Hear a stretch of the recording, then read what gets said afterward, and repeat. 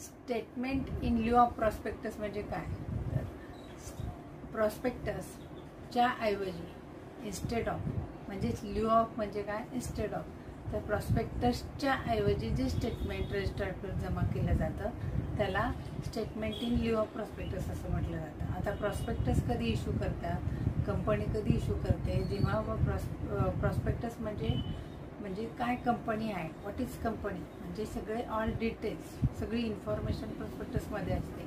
ते प्रॉस्पेक्टस बघून public company असते तर जे शेअर्स अलॉट करतात आणि पब्लिककडून पैसा घेतात आणि ते जे सफिशियंट फंड्स नसतात त्यांच्याकडं ते असे पब्लिकचा पैसा घेऊन कॅपिटल गोळा करतात आणि त्यांची कंपनी चालू करतात. परंतु जर एखाद्या कंपनीकडं जर सफिशियंट कॅपिटल आहे, त्यांना पब्लिकचा पैसा नको असेल, तर ते प्रॉस्पेक्टस इश्यू करण्याच्या ऐवजी statement in lieu of prospectus issue करतात, रजिस्टरकडे जमा करतात.